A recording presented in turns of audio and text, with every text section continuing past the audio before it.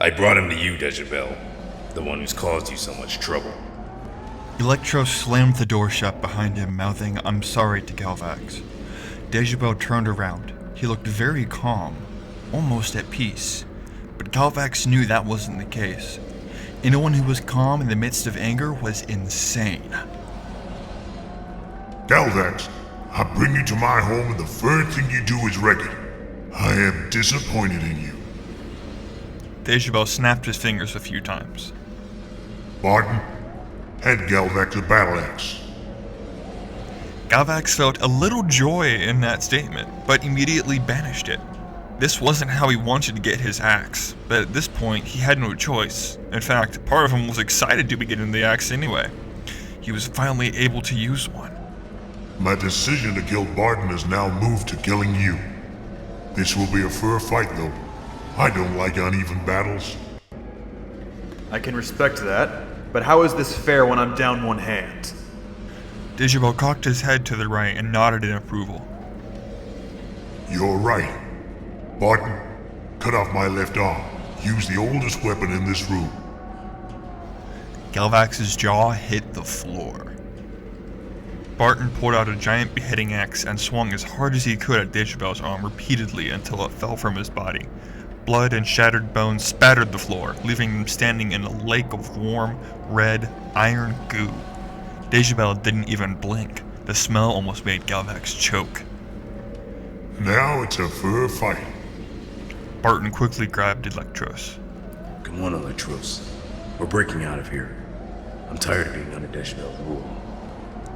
Dejabell, I'm taking Elektros back to his quarters.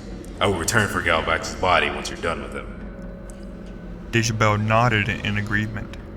That is fine with me. Barton nodded back. Alright. Now we get to escape. He and Elektros left, leaving Galvax and Maxxie in the room with Dejabell. Now, Galvax, shall we begin? Bring it.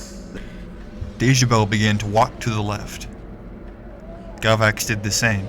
They circled the center of the room, waiting for the other to strike first. Galvax lunged forward, aiming for Dejabell's knees. He jumped, dodging Galvax's attack with ease. In the same second, he spun around in a circle, connecting his shin with the side of Galvax's head and sanding him into the wall behind him. Galvax exited the new, man-shaped hole as quickly as he had entered it. He lunged at Dejabell again, attempting a punch to the face, but was blocked by Dejabell's arm. But not the one that was connected. It was just the one he had cut off. Dejabell was using his own severed arm as a weapon. Dejabell charged forward, swinging his flesh weapon back and forth. Galvax tried deflecting each swing but failed each time, though the swings never made contact with Galvax. All he felt were extreme gusts of wind that pushed him backwards with every passing of the arm.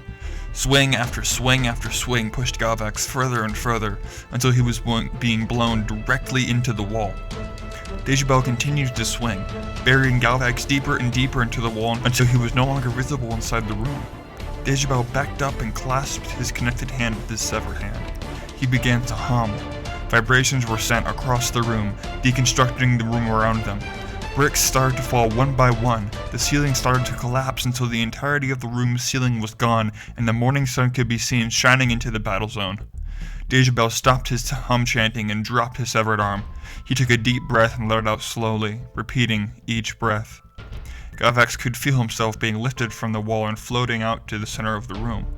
He felt sand drop on his forehead and looked up to see why the sand was falling. It wasn't falling, it was floating. The sand was floating in a circle. Dejabell's breathing increased. More sand joined the circle. A few seconds later and the sand dropped and kept spinning. A tornado formed and started beating Galvax in the face with sand. It felt like tiny needles were entering his skin with every tiny impact. Dejabell lurched forward and grabbed Galvax by the front of his face, slowly increasing the pressure on his hold. He was going to crush his face in. Dejabell swung his axe in every direction he could, trying to make contact with Dejabell, but the sand wouldn't allow it. Pressure on Galvax's face increased. He could feel Dejabell's fingers breaking skin and dig into his temples. He screamed in agony. This is what happens, Galvax. This is what happens when my order is disrupted. Galvax heard a door slam open. His eyes were growing dark. Death was imminent and Galvax had finally accepted that. He felt a splash of warm goo slam into his face. The sand dropped in the same instant. Dejabell let go of Galvax and he crashed to the ground. He looked up to see what just caused Dejabell's sudden mercy. There was a blade sticking out of Dejabell's chest, being twisted round from behind. Who's there? What, you don't recognize me? Galvax smiled in confidence. I see you got a new blade, Xavier. I'd recognize that sarcastic tone anywhere. The blade lurched upward, severing Dejabell in half from the chest up. His corpse fell to the ground in a slump. I'm glad you noticed. I got it on my vacation. Xavier walked over and helped Galvax up. You were on vacation? I've been looking for you because I was dying and you were on vacation? Well, yeah. Besides, are you dying now? Galvax nodded in Maxxie's direction. No, Maxxie fixed that. Now, I ask again, where were you? Now that is a long story. I'll tell you. But first let me give you... Xavier looked at Galvax's left hand and held it up to examine it. a hand.